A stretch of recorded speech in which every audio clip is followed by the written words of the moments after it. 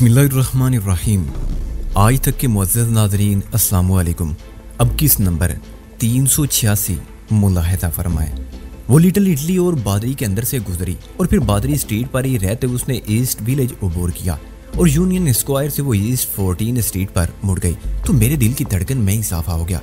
अब अगर वो आगे जाकर 5th एवेन्यू पकड़ लेती तो फिर ये बात यकीनी थी कि वो साइना गाग ही जा रही थी, मगर उसने मेरी तवक्को के बिलअक्स अमल किया।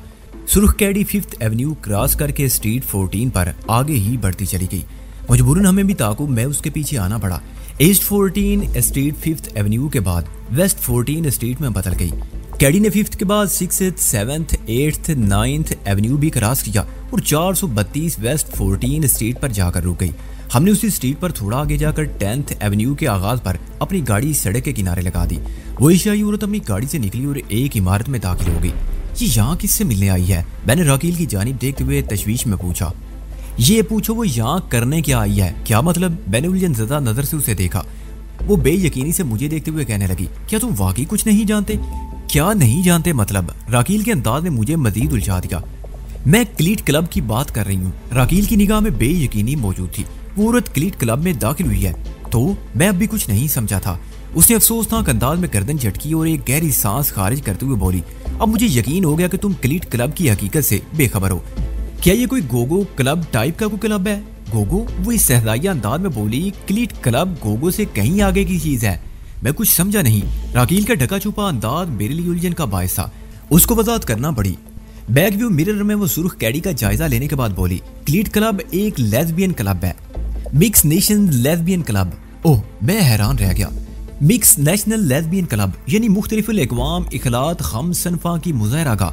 मैंने अपने कानों की लोगों को तपते हुए महसूस किया। मैंने लेस्बियन औरतों और उसके करतूतों के बारे में सिर्फ सुन ही रखा था और ये सुना हुआ भी रोंगटे खड़े कर देने वाला था। आज एक लेस्बियन क्लब को बाहर से देखने का इत्तफाक हो रहा था। एक फौरी ख्याल के तहत मैंने राकील से इस्तफसार किया, मुझे तो इस इमारत पर किसी क्लब वगैरह का कोई साइन नजर नहीं आया। तुमने किस बिना पर यह दावा किया कि वो औरत लेस्बियन क्लब में गई है? ऐसे क्लब्स के खुल्लम खुल्ला न्यूज साइन आवेदा नहीं किए जाते, राकील ने बताया, बल्कि जिस इमारत में कोई लेस्बियन या गाय क्लब मौजूद हो वहां सन की मुनासबत से एक मखसूस निशान बना दिया जाता है। तुम इसे खुफिया पब्लिसिटी समझ लो, जरूरतमंदों के लिए इशारा ही काफी होता है। मैं इस मखसूस निशान को देख कर ये बात कर रही हूँ।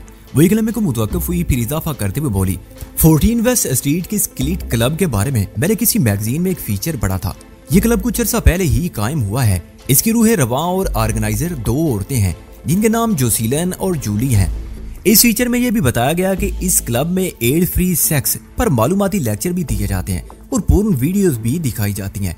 जोसीलन टेलर और जूली मुस्तकबिल करीब में न सिर्फ अमेरिका बल्कि दुनिया के तमाम बड़े और मॉडर्न शहरों में अपना निजाम और बढ़ाना चाहती हैं। तुम्हारी मालूमात हैरत अंगेज होने के साथ साथ खतरनाक भी हैं, मैंने कहा। वो बोली, कोई भी मालूमात ना तो खतरनाक होती है और ना ही महफूज। इसका इस्तेमाल उसकी नौइयत का तयन करता है।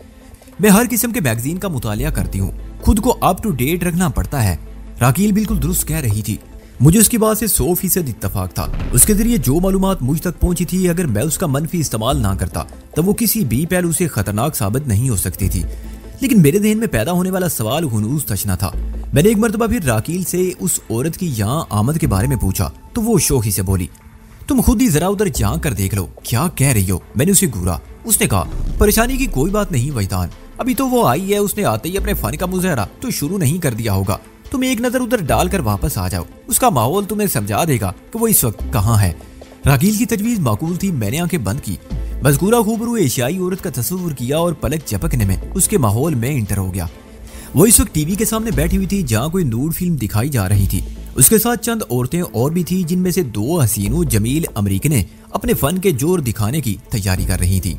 मैंने भी साख्ता आंखें खोल दी। राकील ने शरारत भरे लहजे में पूछा, क्या हुआ? तुम बिल्कुल दुरुस्त कह रही थी। मैंने उसके दावे की तस्दीक कर दी। राकील ने मुझे बताया कि ऐसे क्लब्स आम नजरों से ओझल रखे जाते हैं। क्लब में दाखिल हूं तो फ्रंट पर एक बार रूम दिखाई देता है, बादियों नजर में वो कोई शराब खाना ही दिखाई देता है।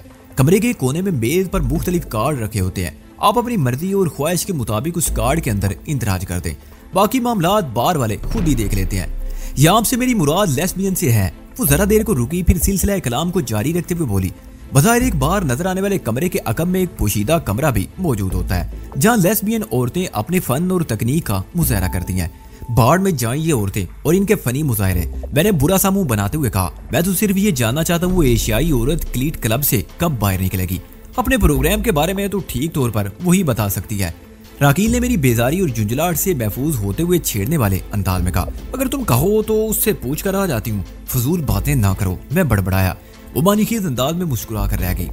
सुर्ख कैडी वाली एशियाई औरत रात 1 बजे के बाद मिक्स नेशंस क्लीट क्लब से बरामद हुई। ये वक्त हमने किस कोफ्त में और कहां घूम फिर कर गुजारा, इसकी तफसील में जाने का कोई फायदा नहीं। बहरहाल इसी दौरान में हमारे दरमियान एक लाएअमल तरतीब पा चुका था। उस औरत को ट्रेप करने का मंसूबा, आइडिया मेरा था और राकील की ताकीद मुझे हासिल थी। मेरे अंदाजे के मुताबिक उस औरत का ताल्लुक बड़े सगीर पाको हिंद से था। ज्यादा इम्कान इस बात का था कि वो इंडियन है। मैं एक गेम खेलना चाहता था। मंसूबे के मुताबिक मैं स्ट्रीट क्रॉस करके 9th एवेन्यू के कोने पर सड़क के किनारे खड़ा हो जाता। राकील 10th एवेन्यू पर अपनी गाड़ी में मौजूद रहती। उस औरत को वापसी की राह इख्तियार करने के लिए हमारी शेवी के पास से गुजरकर स्ट्रीट की दूसरी समत आना पड़ता। जब वो 9th एवेन्यू पर पहुंचती तो मैं हाथ के मखसूस इशारे से उससे लिफ्ट हासिल करने की कोशिश करता। अगर वो मुझे लिफ्ट देने पर तैयार हो जाती तो फाबिहा, वरना उससे आगे निकल जाने की सूरत में हम शेवी में उसका ताकुब करते और कोई मौजू सी जगह देकर उसे घेर लेते। इस काम के लिए ईस्ट विलेज का इलाका ज्यादा मुनासिब साबित हुआ और अगर खुशकिस्मती से वो मुझे लिफ्ट देने पर तैयार हो जाती तो मैं इंडियन के तौर पर तारुफ कराता और किस तरह उसे अपने शीशे में उतारता, इस बारे में मैंने फिलहाल कुछ नहीं सोचा था। मुझे उम्मीद थी मैं उससे निपट लूंगा। मैंने एक तवील अरसा इंडिया में गुजारा था, वहाँ के रहन सहन और इलाकों से बाखूबी आगाह था। उसे हैंडल करने में मुझे कोई दुश्वारी पेश न आती। इसी दौरान में राकील एक मखसूस फासला रखते हुए शेवी में पीछे आती। क्लब की इमारत से निकलकर जब वो अपनी कैडी की तरफ बढ़ी तो उसकी चाल ने मुझे बता दिया वो अच्छी खासी पिए हुए थी। उसकी कैफियत में उसका फन का नतीजा भी शामिल था, जिसका मुजाहरा करने वो यहाँ अपनी राइश से इतनी दूर आई थी। उसके कदमों में शामिल हल्की डगमगाहट मेरा काम आसान करने के लिए मुफीद साबित होती। मैं उसको नजरअंदाज करके तेज कदमों से उस मुकाम की तरफ बढ़ गया जहाँ मुझे गात लगाकर खड़ा होना था। थोड़ी देर के बाद वो सुर्ख कैडी में मुझे अपनी जानिब आते हुए दिखाई दी। मैंने बाएं हाथ की मुट्ठी बंद करके अंगूठे की डाउनवर्ड हरकत से उससे लिफ्ट मांगी। मैंने 50-50 के चांस पर वो स्टेप लिया, लेकिन उसने मुझे मायूस ना किया। मेरे 50% अंदाजे को सेंट पर सेंट में बदलते हुए उसने कैडी मेरे नजदीक रोक दी। मेरा काम शुरू हो गया। मैंने रुकू के बल झुकते हुए पैसेंजर सीट वाले शीशे से अंदर देखा। इसी दौरान में वो शीशा गिरा चुकी थी। सवारियां नजर से मुझे देखते हुए बूझल आवाज में बोली, कहाँ जाओगे? किसी भी सस्ते से होटल तक पहुंचा दो, मैं बहुत परेशान हूँ। मैंने ये जुमला हिंदी में अदा किया और ये मेरी एक चाल थी। उसे चौंक कर सरतापा मेरा तनकीदी जायजा लिया और होंठ सिकुड़ते हुए हिंदी ही में बोली, इंडिया से आए हो? मैंने इस बात में सर हिलाया। मेरा तीर गोया निशाने पर जा बैठा था। उसने पैसेंजर सीट का दरवाजा खोल दिया और लड़खड़ाती आवाज में बोली, गेट इन। मैंने इन होने के लिए एक लम्हे की ताखीर न की। दूसरे ही लम्हे उसने कैडी आगे बढ़ा दी। तुम्हारा नाम क्या है? उसने पूछा। मैंने बताया, डी सूजा। अपनी शक्ल और उलिये से इंडियन नजर नहीं आते। वो अब बाकायदा हिंदी में बात करने लगी थी, लेकिन तुम्हारी जबान से भाषा सुनकर यकीन करना पड़ता है कोई गैर हिंदुस्तानी इतनी साफ भाषा हिंदी नहीं बोल सकता। मैंने भरपूर अदाकारी जारी रखते हुए कहा, दरअसल मैं इंग्लो इंडियन हूँ। मेरा बाप हिंदुस्तानी और माँ अंग्रेज थी। मैं हिंदी और इंग्लिश एक जैसी रवानी से बोल और समझ सकता हूँ। इंडिया में तुम्हारा ताल्लुक कहाँ से है? वो मेरी जात में दिलचस्पी लेने लगी थी। मैंने बताया, पिंक सिटी। ओह, उसने हैरत से भरपूर मखमूर लहजे में कहा, जयपुर? मैंने निशाना ताक कर तीर छोड़ा। तुम बड़ी साफ हिंदी बोल रही हो। क्या तुम्हारा ताल्लुक भी भारत से है? मेरा नहीं, बल्कि मेरे माता पिता इंडियन थे। वो बरसों पहले अमेरिका आ गए थे। उसने खुमार आलूद अंदाज में कहा, मैं अमेरिका भुर्न हूँ। इस दुनिया में आंख खोलने से लेकर अब तक अमेरिका ही की फजा में सांस ले रही हूँ। तुम मुझे अमेरिकन कह सकते हो। यहाँ पर नस्ल, खानदान और खून कोई नहीं देखता। जात बरादरी की कोई अहमियत नहीं है। अगर आप अमेरिकी हैं तो सबसे बरतर हैं। बात खत्म करते करते उसके अंदाज में एक तफाहुर शामिल हो गया। मैंने वाज़ेह तौर पर महसूस किया कि वो इस वक्त पूरी तरह अपने खवास में नहीं थी। उसकी इस कैफियत में सबसे बड़ा हाथ मैनोशी और खुद फरामोशी का था। वो क्लीट क्लब में से ये दोनों सौगातें अपने साथ लेकर आई थी। सच्ची बात तो ये है कि इस वक्त मुझे उसके पहलू में बैठे हुए कराहियत का एहसास हो रहा था, लेकिन वहां मौजूद रहना मेरी मजबूरी थी। मेरे शिकार ने दाने पर मुंह मारने के लिए कदम बढ़ा दिया था। अब मुझे नहायत ही सफाई से जाल समेटते हुए उसे अपने काबू में करना था। अपना मकसद हासिल करने के लिए बाज़ औक़ात नाखुशगवार सूरत हाल से गुजरना पड़ता है। मैं बजबरन उसे बर्दाश्त करता रहा और पूछा, तुमने अभी तक अपना नाम नहीं बताया। रोए, वो मखसूस अमरीकी लहजे में बोली। दरअसल उसने बताया कि उसका नाम बेना राय है। मैंने अपनी कोशिश जारी रखते हुए कहा, तुम्हारी और पहनावे से अंदाजा होता है कि तुम खासी मालदार हो। तुम्हारा जरिया आमदनी क्या है? वो जान छुड़ाने वाले अंदाज में बोली, प्राइवेट काम। फिर इससे पहले कि मैं कोई और सवाल करता, वो मुझसे पूछ बैठी, तुम किसी सस्ते होटल में क्यों जाना चाहते हो और तुम्हारे साथ क्या परेशानी है? तुम आधी रात के वक्त वहाँ खड़े क्या कर रहे थे? बिना रहे कि ये तमाम सवाल मेरी कहानी के इंटरव्यू की बिना पर थे। वो नशे में जरूर थी, ताहम मैंने महसूस किया वो अपनी जात को मेरे सवालात से बचाने के लिए पूरी तरह हसास थी। बस उसने अपनी जबान से जो बता दिया। मैंने उसके इस्तफसार के जवाब में कहा, मेरी परेशानी की कहानी बहुत तवील है, सुनोगी तो तुम भी ख्वाह मुख्वाह परेशान हो जाओगी, इसलिए रहने ही दो। मैंने बड़े दिल शिकस्ता अंदाज में तवक्कुफ किया, फिर अपने लहजे में मस्कीनियत भरते हुए इजाफा किया, बस समझ लो मेरे साथ एक बहुत बड़ा धोखा हो गया है। मेरा पासपोर्ट, दीगर जरूरी कागजात, कोई सामान मेरे पास नहीं रहा। बस जेब में $150 बचे हैं। अगर किसी सस्ते होटल में रात गुजारने का मौका मिल जाए तो। मेन हेडर में इतनी रात गए, तुम्हें किसी बजट होटल, सस्ते होटल में कोई जगह नहीं मिलेगी, और फिर तुम गैर अमरीकी भी हो और तुम्हारे पास कोई दस्तावेज या ID भी नहीं है। वो हमदर्दाना लहजे में मेरी बात पूरी होने से पहले बोल पड़ी, तुम्हारे लिए बड़ी मुश्किल हो जाएगी।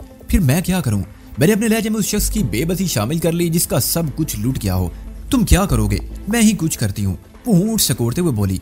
ऐसा करो, फिलहाल तुम मेरे साथ चलो, ये रात मेरे अपार्टमेंट पर गुजार लो, सुबह की सुबह देखेंगे। उसकी पेशकश ने मेरा काम आसान तरीन कर दिया। अगर वो मुझे अपने घर के अंदर ले जाती तो फिर मैं उसे जेर करके साहिल के बारे में सब कुछ उगलवा सकता था। उसे जेर करना कौन सा मुश्किल काम था? वो अपने अमाल के हाथों इस वक्त खुद ही जेरो जबर हो रही थी। अलबत्ता इस सूरत हाल में राकील जरूर परेशान हो जाती। मुझे उम्मीद थी वक्ती परेशानी के बाद वो समझ जाती कि मैं किस सिचुएशन में हूँ, ज्यादा वो सिवाड़ पार्क अपार्टमेंट के करीब ही मौजूद रहती। किस सोच में गुम हो? बिना राय की आवाज ने मुझे चौंका दिया। हाँ, मैंने चौंकने की अदाकारी की कुछ नहीं।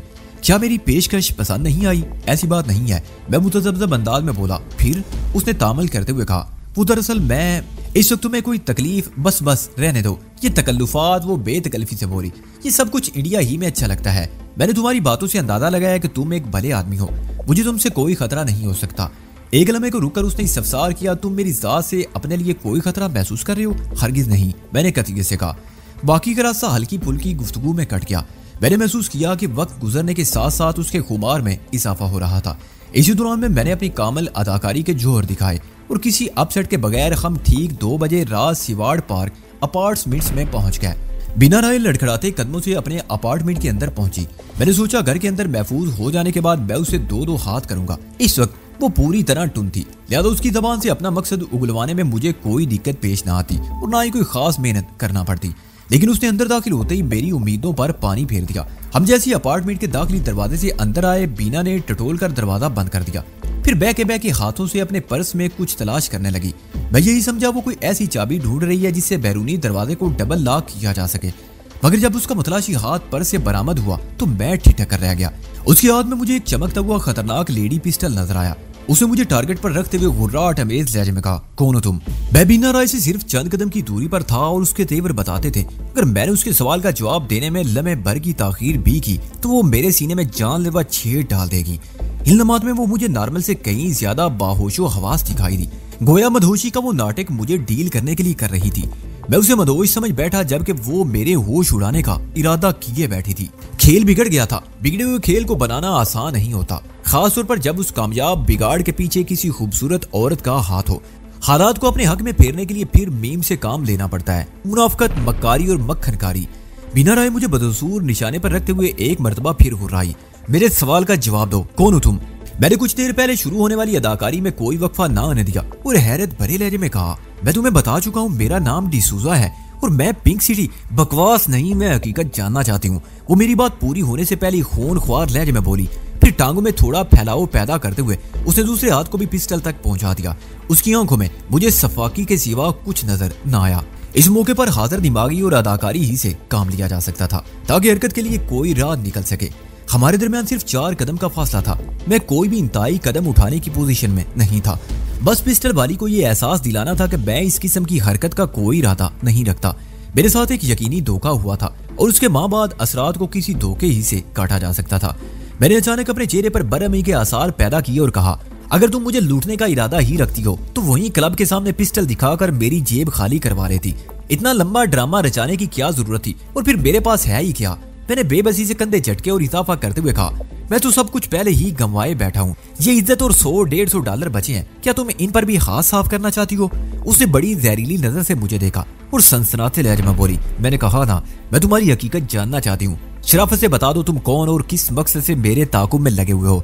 अगर नहीं बताओगे तो वो खुद तुमसे पूछ लेंगे जो थोड़ी देर बाद यहाँ पहुंचने वाले हैं। पर्स में से पिस्टल निकालने के बाद हिंदी को यकसर भूल कर वो अमरीकी अंग्रेजी पर उतर आई थी। उसने मेरी आंखों में झांकते हुए पिस्टल को गैर महसूस हरकत दी और बोली, कम ऑन। मैं उसके इंकशाफ से चौंक उठा, ताहम मैंने अपने चेहरे के तासरात से अंदरूनी कैफियत जाहिर नहीं होने दी। उसने अपने ताकुब और किसी के यहाँ पहुंचने का जिक्र किया था, जिससे जाहिर होता था हमारा राज बड़ी हद तक उस पर खुल गया था और ये बड़ी तशवीशनाक सूरत हाल थी। मैंने झुंझलाहट का मुजाहरा करते हुए कहा, पता नहीं तुम किस किस्म की अजीबो गरीब बातें कर रही हो। मैं भला तुम्हारा ताकुब क्यों करूंगा और यहाँ कौन आने वाला है? अदाकारी अच्छी कर लेते हो, वो इस सहजाइया अंदाज में बोली। तुम्हारी इतला के लिए अर्थ है कि तुम शेवरलेट में जिस लड़की के साथ मेरा ताकुब कर रहे हो वो अब तक मेरे आदमियों के काबू में आ चुकी होगी और वही लोग तुमसे मिलने यहाँ आ रहे हैं। राकील और शेवी के बारे में बीना राय के इंकिशाफ सुनकर मेरे ज़हन को एक झटका लगा और मैं सन्नाटे में आ गया। मुझे अपने चेहरे के तासरात पर काबू ना रहा और इस्तरारी लहजे में मेरे मुंह से निकला, ये नहीं हो सकता। ये मेरा एक फितरी रद्द-ए-अमल था। इसी दौरान में बीना राय मुसलसल मेरी आंखों में देख रही थी और बड़े नुकीले अल्फाज में बोली, ये हो चुका है अहमक, तुम नादानी में एक इफरीत के जबड़े में कदम रख बैठे हो और मैं अपने अल्फाज वापस लेती हूँ। उसने हकारत भरी नजर से मेरे चेहरे पर नजर डाली और कहने लगी, तुम्हें अदाकारी की ABC भी नहीं आती। मुझे अदाकारी की ABC नहीं आती, लेकिन तुम्हें XYZ सिखा सकता हूँ। क्या तुम जानती हो A से पहले और Z के बाद क्या आता है? मैंने मजबूत लहजे में कहा।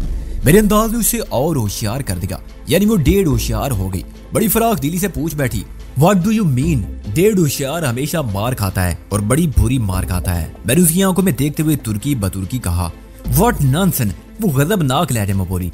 इससे पहले कि बीना राय की आंखों से छूटने वाली चिंगारियां मुझ तक रसाई हासिल करती, मैं हरकत में आ गया और इस वक्त ये हरकत बड़ी ही बाबरकत साबित हुई। मैंने टटोलने वाले अंदाज में अपने हाथों से पैंट की जेबों को थपथपाया और चेहरे पर इज़रारी कैफियत तारी कर ली। फिर बड़बड़ाने वाले अंदाज में कहा, पता नहीं कहाँ चली गई। ए हैंड्स अप। वो खतरनाक अंदाज में पिस्टल को लहराते हुए बोली। मैंने अपने हाथों को हवा में बुलंद करते हुए कहा, ठीक है तुम्हारी मर्जी। मैं तो अपनी जेबों में वो चाबी तलाश कर रहा था जिससे तुम्हारा सबक शुरू होता है। मैं तुम्हें ए से पहले और जेड के बाद शिट योर माउथ। वो मेरी बात मुकम्मल होने से पहले ही चिल्लाई, टर्न अराउंड। मैंने उसकी टर्न अराउंड वाली हिदायत पर बाइन अमल किया। मैं बड़े शरीफाना अंदाज में हाथों को सर से बुलंद रखते हुए घूम गया, लेकिन इस घुमाव की तकमील से कबल ही मेरी राइट व्हील किक अपना काम दिखा चुकी थी। पिस्टल उसके हाथ से निकलकर बाईं दीवार से जा टकराया। गनीमत था ट्रैगर पर बीना की उंगली नहीं दबी, वरना फायर की आवाज लोगों को इस अपार्टमेंट की तरफ मुतवज्जो कर देती। मेरी व्हील किक ने पिस्टल छुड़ाने के साथ साथ उसके पिस्टल बरदार हाथ का मिजाज भी पूछ लिया था। वो मजरूब हाथ को झटकते हुए पिस्तौल की समत लपकी, मगर मैं अब उसे किसी कारकर्दगी का मौका नहीं दे सकता था।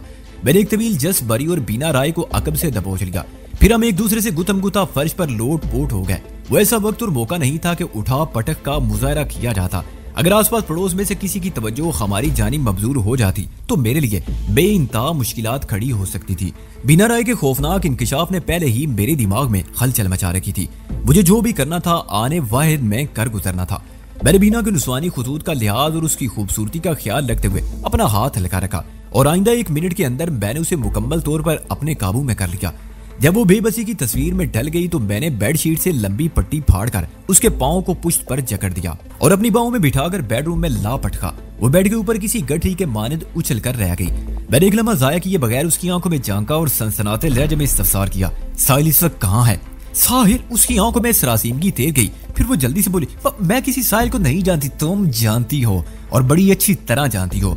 मैंने उसी के पिस्टल को उसकी पेशानी पर टिकाते हुए कहा, तो मेरी साहिल की अटेंडेंट बनी हुई थी, लेकिन अब साहिल को वॉल स्ट्रीट वाले ठिकाने से हटा दिया गया है। वो किसी दूसरे बेडरूम और नए माहौल में है और उस बेडरूम में उस माहौल तक तुम मुझे पहुंचाओगी। बीना राय को बेडरूम तक पहुंचाने के बाद मैं उसका पिस्टल उठा लाया और इस वक्त वो अपनी ही गन के निशाने पर थी।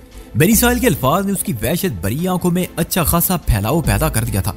क्या तुम वजदान हो? वो सरासीमा लहजे में मुस्तफसर हुई। मैंने गंभीर लहजे में कहा, मैं कौन हूं? तुम इस चक्कर में ना पड़ो। वजदान का नाम जबान पर लाकर तुमने साबित कर दिया है। तुम रब्बी मोशी हाइमन के लिए काम करती हो। अब शराफत से साहिल का ठिकाना भी बता दो, मेरे पास वक्त कम है। तुम्हारे वो लगते लगाते जिन्होंने मेरी साथी को काबू किया है और तुम्हारे बकौल वो यहाँ पहुंचने वाले हैं। मैं उनसे मुलाकात का हरगिज इरादा नहीं रखता, लिहाजा मैं जो पूछ रहा हूँ बता दूं। अगर तुम्हें अपनी जिंदगी प्यारी है तो वरना। मैंने पिस्टल की नाल उसकी पेशानी पर चबोते हुए दानिस्ता खतरनाक अंदाज में जुमला अधूरा छोड़ा तो उसकी आंखों में मौजूद वहशत दो चांद हो गई। वो लुकना ज़दा अंदाज में बोली, मैं नहीं जानती वो लड़की इस वक्त कहाँ होगी। इसका मतलब है तुम जिंदा नहीं रहना चाहती हो। मेरी बात का यकीन करो। एक लम्हे के तवक्कुफ से मैंने दुरुस्त लहजे में कहा, साहिल का पता बताती हुई या मैं तुम्हारा किस्सा तमाम करूं। तुम मेरी बात का यकीन करो, वो थूक निकलते हुए बोली। आज सुबह उस लड़की को वाह स्ट्रीट वाले ठिकाने से कहीं और मुंतकिल कर दिया गया है, इतना तो मैं जानता हूँ। मैं घुर्राया। तुम मुझे बताओ साहिल को किस जगह पहुंचाया गया है? मुझे नहीं मालूम। हाय सवेर, वो बेबसी से बोली। उस लड़की को रब्बी के हुक्म पर एक जगह से दूसरी जगह मुंतकिल किया गया है, वही उसके बारे में जानते हैं। बिना राय की हालत बताती थी वो दरोग गोई से काम नहीं ले रही। ताम तस्दीक की खातर मैंने एक चाल चली और सफाकी से कहा, ठीक है, जब तुम साहिल के बारे में कुछ जानती ही नहीं हो तो फिर तुम्हें जिंदा रहने का भी कोई हक नहीं है। तुम्हारे साथी जब यहाँ पहुंचेंगे तो उन्हें तुम्हारी लाश मिलेगी। वो गिड़गिड़ाने लगी। फॉर गॉड सेक, उसका जुमला अभी नामुकम्मल ही था कि मोबाइल की घंटी बजने लगी। यह बीना का मोबाइल था जो उसके पर्स में रखा था। मैं पिस्टल के साथ उसके पर्स को भी बेडरूम में उठा लाया था। बिना बात अधूरी छोड़कर अपने पर्स की तरफ देखने लगी। तुम्हारे साथियों की कार होगी, ठहरो मैं सुनता हूँ। यह कहते हुए मैंने पर्स की जानिब हाथ बढ़ाया। वो तशवीशनाक लहजे में बोली, मोबाइल मुझे दो, मैं अटेंड करूंगी। तुम्हारा खेल खत्म हो चुका है। मैंने पर्स में से मोबाइल फोन बाहर निकालते हुए कहा, यहाँ से मेरा खेल शुरू होता है, तुम चुपचाप खामोशी से देखती रहो। इसी दौरान में मोबाइल फोन की घंटी एक मरतबा फिर बज चुकी थी। मैंने यस का बटन दबाने के बाद मोबाइल कान से लगा लिया। मैंने हेलो कहने की बजाय खामोश रहना मुनासिब समझा। हेलो राय, दूसरी तरफ से ठहरे हुए अंदाज में बीना को मुखातिब किया गया था। हमने उसकी साथी पर काबू पा लिया है, इस वक्त वो हमारे कब्जे में है। लिटिल इटली के इख्तिताम पर हमने उसकी शेवरलेट को घेर लिया था। फिर उसे अपनी गाड़ी में मुंतकिल करने में हमें कोई दिक्कत नहीं हुई। उसकी गाड़ी को वहीं छोड़ दिया गया है। तुमने भी अपनी शिकार पर काबू पा लिया होगा। आखिरी जुमला बोलने वाले ने सवालिया अंदाज में अदा किया था, लेकिन मैं चुप साधे रहा। मेरी इस खामोशी ने दूसरी तरफ से बोलने वाले को तशवीश में मुबतला कर दिया। वो उलझन भरे लहजे में बोला, राय तुम खामोश क्यों हो? हेलो राय। उसकी आवाज में हिजान भरने लगा। तुम ठीक तो हो? क्या मोबाइल इस वक्त तुम्हारी ही हाथ में है? जवाब दो राय। हमारे आदमी स्ट्रा स्क्वायर से ईस्ट ब्रॉडवे में दाखिल हो रहे हैं। ठीक 10 मिनट बाद वो तुम्हारे अपार्टमेंट पर होंगे। Any problem? अगरचे मैं इस वक्त बड़ी प्रॉब्लम में था, लेकिन पूछने वाले ने राय की प्रॉब्लम के बारे में इस्तफसार किया था, लिहाजा मैंने नो का बटन दबाकर कॉल मुनक़ते कर दी। उसके साथ ही मैंने मोबाइल को ऑफ करने के बाद जीन्स की जेब में ठोंस लिया। इस काम से फारिग होकर मैंने बीना राय को अलविदा नजरों से देखा तो वो पूछ बैठी, किसका फोन था? तुम्हारे रिश्तेदार का। तुमने मुझसे बात क्यों नहीं कराई? वो बरहमी से बोली। बात करके क्या करती, वो 10 मिनट में यहाँ पहुंचने वाले हैं। मैंने जहरीले लहजे में कहा। तुम उनके गले मिल मिल कर रोना और रो रो कर उन्हें अपना अहवाल सुनाना। फिर मैंने उसकी बंदिशों का जायजा लिया और उन्हें इत्मीनान बख्श पाया। मैंने उसके अपार्टमेंट से रुखसत होने से कबल नहायत ही संजीदगी से कहा, देखो राय, मैं नहीं जानता तुमने मुझे अपना नाम सही बताया है या गलत, अलबत्ता तुम राय तो जरूर हो। मोबाइल फोन पर तुम्हें राय कहकर ही मुखातिब किया गया था। मैं बीना राय ही हूँ। वो मेरी बात मुकम्मल करने से पहले बोल उठी, ओके बीना। मैंने उसकी वहशत भरी आंखों में झांका। हम बहुत जल्द दोबारा मिलेंगे। तुमसे मिलकर ढेर सारी बातें करना चाहता हूँ, लेकिन इस वक्त एक लम्हे की फुर्सत भी नहीं है। फिर मैंने उसके हाथ पांव की बंदिशों की जानिब इशारा करते हुए कहा, तुम जैसी खूबसूरत औरत के साथ ये सलूक करने का मुझे अफसोस है, मगर मैं मजबूर हूँ और मुझे मजबूर करने वाली भी तुम हो। Good night. तो तुम मेरा पिस्टल और मोबाइल तो दे जाओ, वो मुल्तजाना अंदाज में बोली। मैंने उसकी तरफ पलट कर देखना भी गवारा ना किया। जवाब देना तो दूर की बात थी। अगली लम्हे में बीना राय के अपार्टमेंट से बाहर निकल आया। वो बीना राय थी या नाबीना धोए, मुझे उसके रोने धोने से कोई सरोकार नहीं था। मैं जिस किस्म के हालात से गुजर रहा था उनमें 10 मिनट 10 घंटों से ज्यादा अहम और तवील होते हैं। मैंने बीना के अपार्टमेंट से निकलने के बाद सिवाड़ पार्क अपार्टमेंट्स को छोड़ने में बमुश्किल 3 मिनट लगाए होंगे। यानी राकील को काबू करने के दावेदार अफराद के सिवाड़ पार्क अपार्टमेंट नंबर 3-4 में कदम रखने से 5 मिनट पहले। इस वक्त मुझे किसी ऐसी जगह की तलाश थी जहां इत्मीनान से बैठकर मैं राकील के माहौल में झांक सकता था। मैं सिवाड़ पार्क में दाखिल हो गया। मोबाइल फोन पर बात करने वाले ने अपना स्ट्रास स्क्वायर पर होने की इतला दी। इसका यही मतलब था अब तक वो लोग जहां से गुजरकर ईस्ट ब्रॉडवे पर आगे बढ़ गए होंगे और अब तक में वो बीना राय के अपार्टमेंट में दाखिल होने वाले होंगे। उनकी बाद में भी खबरगिरी की जा सकती थी। मैं राकील की जानिब मुतवज्जो हो गया। पार्क में इस वक्त नीम तारीकी और सन्नाटा था। इक्का दुक्का गार्डन लाइट रोशन थी। यह माहौल मेरे लिए बड़ा साजगार था। अगरचे मौसम अपनी शिद्दत दिखा रहा था और इसी शिद्दत के सबब पार्क में वीरानी थी, लेकिन मेरा ज़हन मौसम की शिद्दत और हालात की हिद्दत को खातिर में लाने के बिल्कुल मूड में नहीं था। मैंने खाली बेंच पर बैठकर आंखें बंद की और थर्ड आई के तवज्जो से राकील के माहौल में पहुंच गया। और वहां पहुंचते ही मेरे दिमाग को एक झटका सा लगा। मैंने बंद आंखों के पीछे राकील का तस्वुर किया, गार्शिया का नहीं, और मेरे तस्वुर ने मुझे राकील एंडरसन ही के माहौल में पहुंचाया था। उसके चेहरे पर मौजूद गार्शिया का मेकअप उतारा जा चुका था। वो इस वक्त 4 अफराद के नरगे में थी जो उससे मुख्तलिफ किस्म के सवालात कर रहे थे। राकील उनके इस्तफसार के जवाब भी दे रही थी, लेकिन जाहिर है वहाँ कोई और आवाज मुझ तक नहीं पहुंच पा रही थी, इसलिए मैं वहाँ होने वाली गुफ्तगू से नावाकिफ था। राकील के माहौल से मुझे अंदाजा हुआ कि वो इस वक्त एक कमरे में मौजूद थी। इसका यही मतलब था मोबाइल पर बात करने वाले के दूसरे साथी राकील को अपने साथ कहीं और ले गए थे। सबसे ज्यादा तशवीशनाक बात यह थी कि राकील का राज वहां नहीं रहा था, गोया मेरा राज भी खुलने वाला था। ये बड़ी वाहियात सूरत हाल थी। मैंने झुंझलाकर आंखें खोल दी। फिर मुझे साहिल का ख्याल आया और एक मरतबा फिर मैंने आंखें बंद करके साहिल के माहौल में पहुंच गया। वो बदस्तूर उसी बेडरूम में थी जहां मैंने आखिरी मरतबा उसे देखा था और वो गहरी नींद में लगती थी। रात के आखिरी पहर उसे नींद ही में होना चाहिए था। मैं चलने में उसके माहौल में रहा, फिर मुतमईन होकर पार्क में हाजिर हो गया। दोबारा राकील की तरफ तसव्वुराती छलांग लगाने से कबल मैंने बीना राय को झांका। मैंने बीना राय को झांकना चाहा और उसके खालो खत पर तवज्जो मरकूज करके मैं तीसरी आंख के तफैल अपार्टमेंट नंबर 3-4 में पहुंच गया। मैंने उसे 2 अफराद के साथ उसी बेडरूम में पाया जहां उसे छोड़कर आया था। ताम अब उसके हाथ पांव की बंदिशें खोल दी गई थी और वो खासा रिलैक्स महसूस कर रही थी। उसके पास जो अफराद मौजूद थे वो अपनी सूरतों ही से छटे हुए बदमाश नजर आते थे, लेकिन चूंकि वो बीना के साथ ही थे इसलिए उसके साथ कोई बदमाशी नहीं कर रहे थे। उनके दरमियान होने वाली गुफ्तगू मुझ तक नहीं पहुंच रही थी। मैंने अंदाजा लगाया कि इस वक्त मैं उन्हीं की बातों का मरकज़े महवर हूँ। मैं उन पर लानत भेजकर वहां से रुखसत होने ही वाला था कि चौंक उठा। जैसे चोर चोरी से बाद आए मगर हेरा फेरी से नहीं, बिल्कुल उसी तरह वो बदमाश भी शराफत के मुजाहरे के बाद कमीनेपन पर उतर आए। उनमें से एक ने अपनी जेब से साइलेंसर लगा पिस्टल बरामद किया और पलक झपकने में 2 गोलियां बीना के सीने में उतार दी। कोई फायर की आवाज पैदा हुई और ना ही बीना राय की चीख खारिज हुई। वो सीने में 2 शगाफ डलवा कर किसी कटे हुए शैतीर की मानद जमीन बोस होगी। उसकी फटी फटी आंखों में मैंने हैरत और इस्तेजाब की मिली जुली कैफियत वाज़े तौर पर महसूस की। शायद उसे अपने भयानक अंजाम का यकीन नहीं आया था, वो भी अपनों के हाथों। ऐसा होता है, इंसान सबसे ज्यादा नुकसान उसी शख्स के हाथों उठाता है जो उससे ज्यादा करीब होता है। कुर्बत दरअसल एतमाद पैदा करती है, दूसरों पर भरोसा और यकीन होने लगता है, फिर इंसान आंखें बंद करके उन पर एतबार करने लगता है, उन्हें अपना समझने लगता है, खुद से भी ज्यादा अहम, और यहीं से धोखे और दगा का दरवाजा खुलता है। इंसान सबसे ज्यादा अपनी जिंदगी को अजीज रखता है और वो भी एक दिन उसे दगा दे ही जाती है। आज तक ये तय नहीं हो सका कि दूसरों पर भरोसा करना चाहिए या नहीं, मगर ये तय है कि आंखें खोलकर एतमाद करना चाहिए और इसमें कोई खर्च भी नहीं है।